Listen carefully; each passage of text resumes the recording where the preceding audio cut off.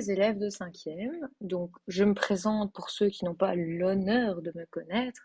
C'est Madame Warwick ici qui est en train de s'exprimer et qui va faire en sorte de corriger la deuxième partie de votre parcours sur l'humanisme. Et donc, pour reprendre, normalement, vous avez déjà parlé du Moyen Âge avec Madame Boudranguien et Madame Di Niccolò-Antonio. Aujourd'hui, ce sur quoi on va se baser, s'intéresser, c'est la rupture avec le Moyen Âge et l'avènement de la Renaissance.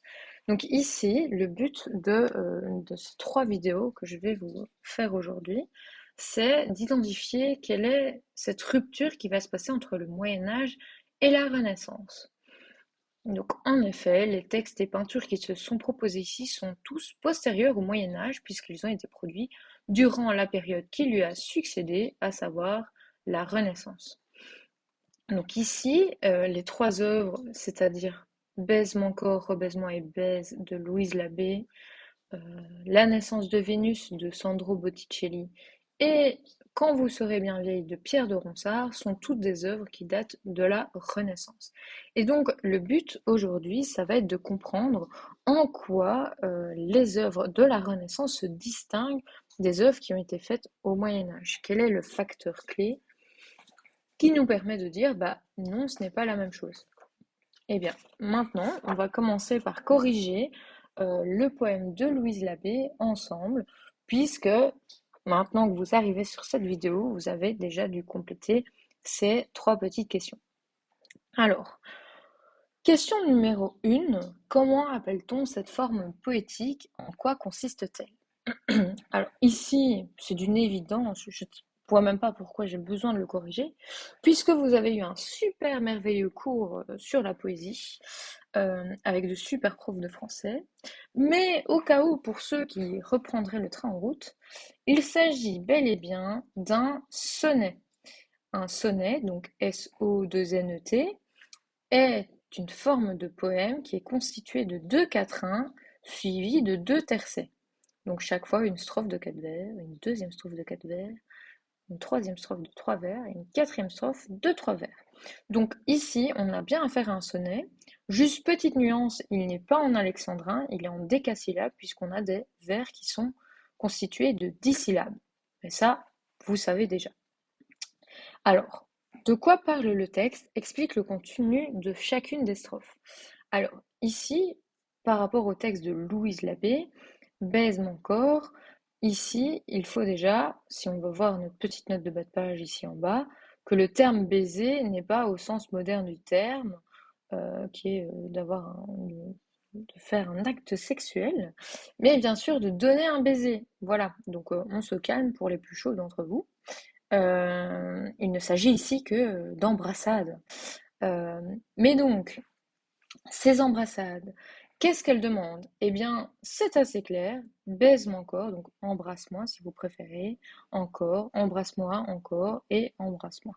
Donc ici, tout ce qu'elle va demander dans tout le début du poème, en somme, c'est, euh, elle va demander, désirer de l'amour, de vivre de la passion, s'épanouir par la passion, par l'amour. Donc vraiment, dans un premier temps, les seules choses qu'elle va dire, c'est, voilà, j'ai besoin d'amour, j'ai besoin d'attention, j'ai besoin de tout ça pour m'épanouir. Donc, donne-moi un de tes plus savoureux, donne-moi un de tes plus amoureux, je te rendrai 4 plus chauds que braise. Donc en gros, pécho moi, et moi aussi je te pécho à mon tour, pour le dire dans le sens moderne du terme. Donc voilà, elle dit que ça l'apaise, qu'ils vont se mêler de ces baisers, et donc ils vont profiter ensemble, à leur aise. Donc voilà, en gros, elle a envie d'amour, quoi. Ici, sur le dernier tercet, on a une petite nuance donc, qui vient se rajouter à ce sens qu'elle a envie d'amour, besoin de passion. Elle va aussi mettre en avant son désir de se libérer de quelque chose, de se libérer de ce qu'elle ressent. Alors, qu'est-ce que j'entends par là? Si on décortique, on a dans un premier temps toujours su mal, donc en gros, bon, ça va bof, ça va pas hyper bien, puisqu'elle vit discrètement, et elle veut faire sortir hors d'elle quelque chose, donc quelques saillies. Ici, saillie désigne un jaillissement impulsif des sentiments de la pensée, des sentiments de la pensée. Et donc ici, elle va, en gros, elle dit qu'elle n'est pas bien parce qu'elle vit discrètement et qu'elle veut faire sortir hors d'elle des sentiments qu'elle enfouit en elle. Donc en gros, qu'est-ce qu'elle dit dans ce dernier tercet? C'est euh, j'ai besoin de me libérer de ce sentiment et d'en parler, de le dire haut et fort, j'ai besoin d'amour, j'ai besoin de tout ça, etc. Donc ici, on observe un renversement des codes, puisque Louise Labbé, qui est une femme incroyable, je vous en apprends des choses, eh bien, pour l'époque, c'est assez innovant qu'une femme mette en avant son désir d'amour, puisqu'à l'époque, vous doutez bien que c'était très stéréotypé, c'était l'homme qui devait faire le premier pas, et la femme devait rester très discrète par rapport à ses sentiments. Ici, elle va vraiment s'épancher sur ses sentiments, en parler et le montrer au lecteur. Donc voilà pour le sens du texte, de quoi ça parle. Par rapport au message global de la poésie, en quoi s'oppose-t-il au Moyen Âge?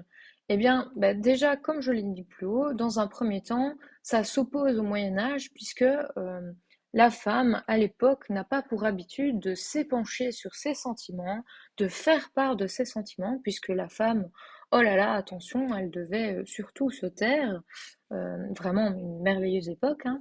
Et donc ici, Louise Labbé va renverser ses codes et davantage s'exprimer. Donc déjà en ça, ça s'éloigne du Moyen Âge.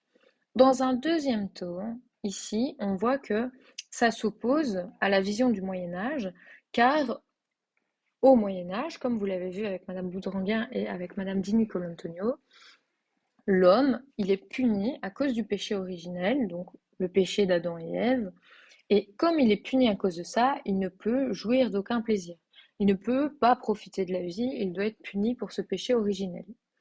Ici, Louise Labbé, à l'inverse, donc dans cette période de la Renaissance, elle va exhorter son lecteur à ressentir du plaisir.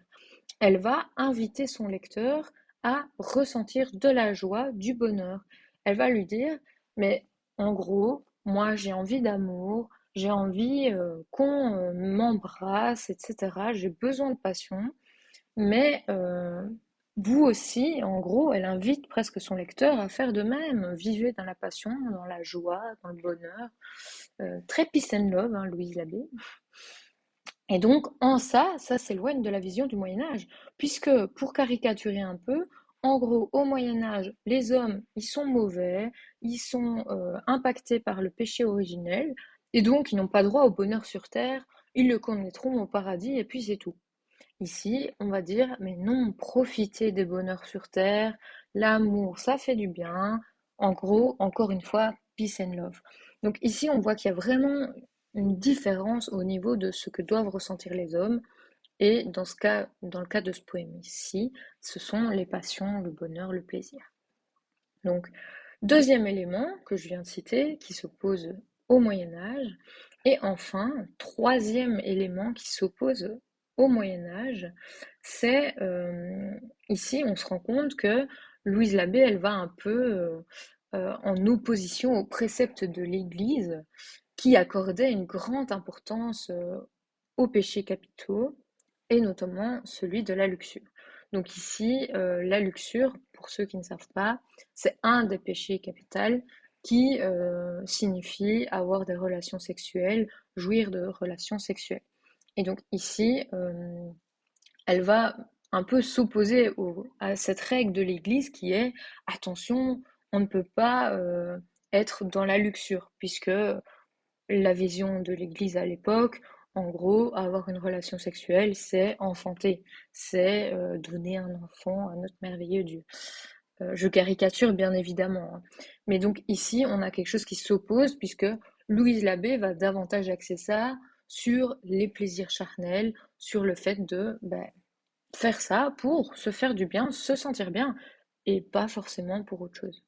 Donc voilà les trois éléments clés pour lesquels on peut dire que ça s'oppose au Moyen Âge. Donc, pour rappel, dans un premier temps, le fait qu'une femme s'exprime sur ses sentiments, qu'elle mette en avant ses désirs, ses passions.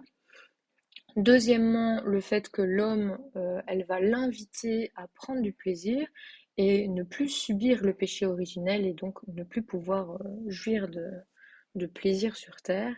Et enfin, elle s'oppose d'une certaine manière aux règles de l'Église qui étaient de ne pas faire le péché de la luxure. Voilà pour ça. Alors, je vous retrouve tout de suite pour la prochaine vidéo qui sera sur la correction de la naissance de Vénus de Botticelli.